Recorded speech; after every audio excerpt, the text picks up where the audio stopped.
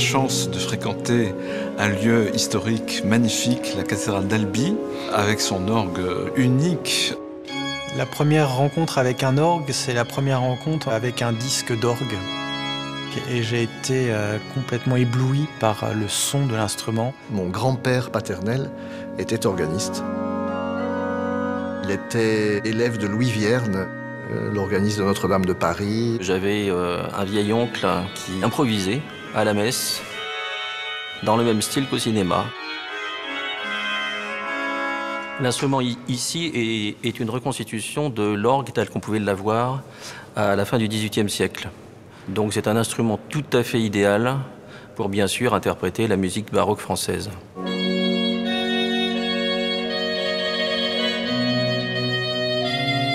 C'est un instrument très spécifique, ne serait-ce que par son dessin.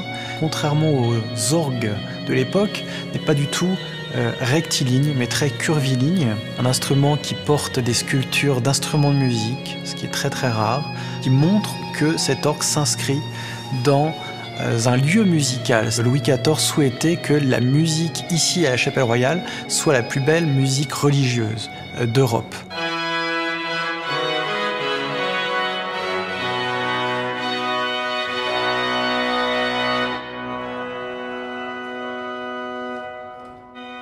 Donc la spécificité, ce sont avant tout les sonorités, la qualité spécifique du son français qui correspond à la musique écrite pour cet orgue. Il n'y a pas d'orgue standard. Il y a des caractéristiques communes d'une esthétique à l'autre. Chaque orgue a son identité propre. C'est un instrument qui imite l'écriture de la viole, du chanteur, la trompette qui a vraiment un rôle très important à l'époque de Louis XIV, donc ce qu'on appelle le grand jeu, la grandeur de l'orgue y sonne, et puis des mélanges plus caractéristiques de l'orgue en général, comme le plein jeu, un mélange très lumineux qui évoque le ciel et la plénitude.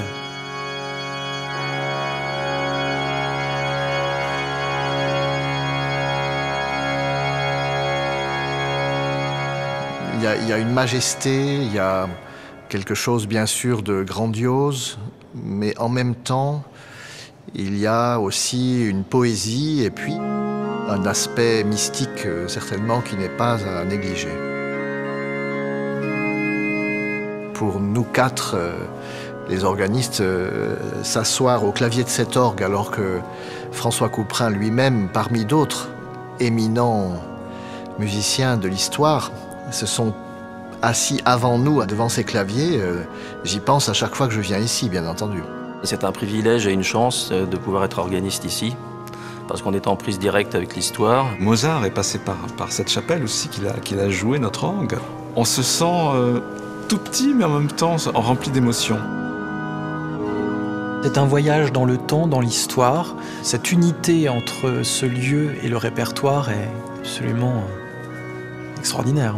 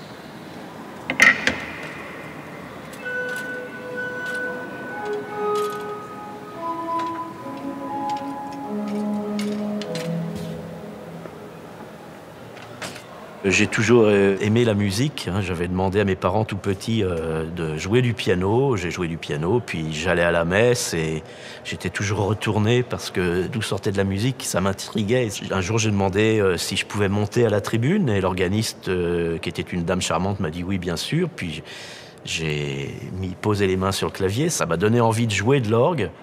Et un jour, j'ai voulu savoir ce qu'il y avait dedans. À 14 ans, j'ai ouvert les portes arrière du buffet de l'orgue de Notre-Dame-des-Temps. Ça a été un choc. Et c'est à ce moment-là que je me suis dit, c'est le métier que je veux faire. Là, je suis en train de régler la mécanique. Du fait de l'hygrométrie qui a changé dernièrement, c'est retendu et procure trop d'enfoncement au clavier. Donc, touche à touche, note à note, je règle l'ensemble. Ça arrive tous les ans aux mêmes périodes, c'est-à-dire à l'entrée de l'hiver et en général à l'entrée de l'été. On fait la manip contraire. Là, j'enlève de l'enfoncement et en été, j'en donne. Chaque harmoniste va avoir sa patte personnelle et c'est ce qui va faire un peu la différence à l'arrivée. L'orgue, c'est un instrument à vent. Quand on appuie sur une touche, on va ouvrir une soupape qui va amener l'air dans un canal. L'organiste va tirer un registre, un jeu à la console, et la réglette est munie de trous. Et donc, l'air va passer à travers la réglette et arriver au pied du tuyau. Si je repousse le jeu, l'air ne passe pas.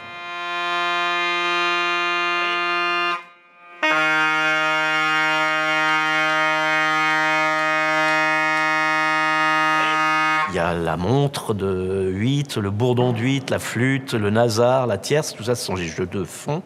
Il y a les pleins jeux, qui sont aussi des jeux de fond, des jeux composés, plusieurs tuyaux par note. Et puis il y a les jeux d'anches, la trompette, le clairon, le chromorne. Alors rentre la trompette positif et sort le chromorne. Les deux claviers ensemble, troisième do. Oui.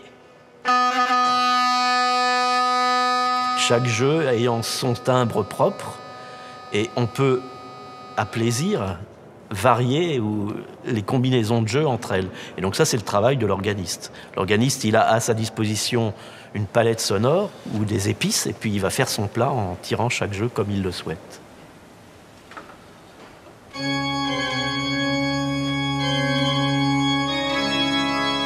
Alors l'orgue évolue en fonction des siècles, donc il suit effectivement l'évolution de la musique.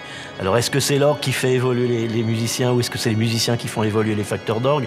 Ça, c'est l'œuf et la poule.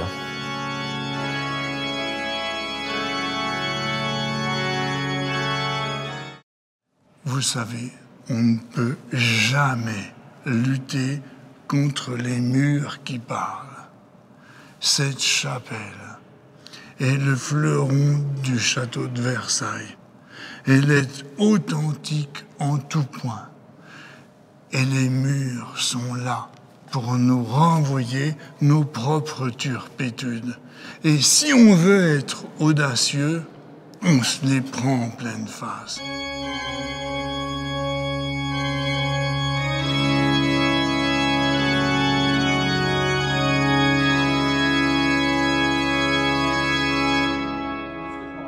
C'est là le grand pas que Versailles a fait en matière de restauration.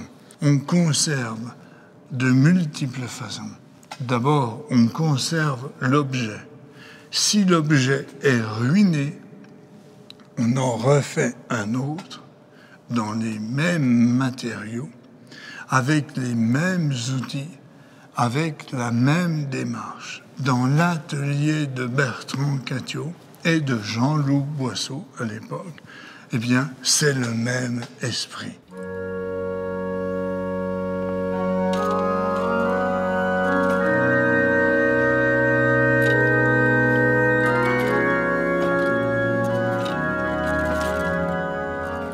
Vient le moment où l'orgue est fini en atelier, enfin préparé, les tuyaux pré-harmonisés. Bertrand Cattiot me pose la question, à quel ton accordons-nous l'orgue? Et oui, moi qui ai fait quelques années de piano, j'ai appris des certitudes. Le La, c'est 445 de fréquence. Au temps de Louis XIV, le ton était à 392, un ton en dessous. Donc, cette partie d'accord de l'orgue était capitale. Pourquoi?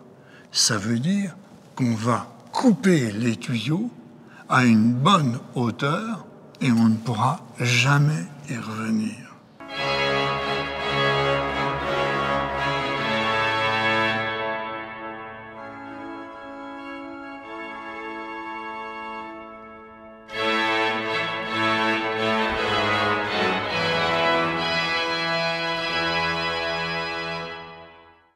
faut accorder l'orgue tel qu'il était sous l'Ancien Régime, donc au La 415. Pour une raison essentielle, c'était le dernier état historique connu. D'un autre côté, c'était le ton qui nous semblait le plus en harmonie avec l'édifice. Et puis, il faut penser à jouer le répertoire, parce que nous allons restituer un orgue, mais un orgue pour la musique française, pas un orgue pour jouer Bach.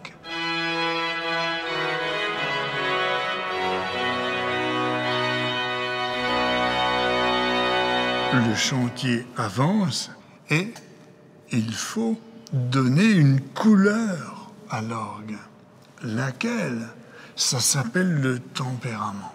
Et donc, ce qui va se passer à partir de maintenant, c'est obsession continuelle des facteurs d'orgue, rentrer en résonance avec l'édifice. Et ça, c'est une démarche, c'est un état d'esprit, une volonté d'aller jusqu'au bout de la perfection.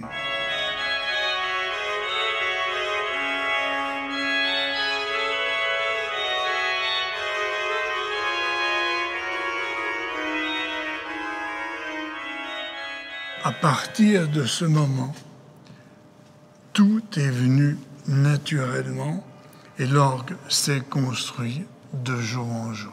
Et la personnalité d'un homme hors du commun a été décisive pour la réussite de l'instrument. Du coup, tous les accords, toutes les harmonies ont été décidés pour Michel Chapuis. La réussite, elle est universelle, dans l'orgue comme dans toute chose. Beaucoup de passion, les moyens qu'on se donne pour le faire, avoir de l'ambition et réussir d'aller jusqu'au bout. Voilà comment on va livrer à la postérité le plus bel instrument baroque, faussement authentique.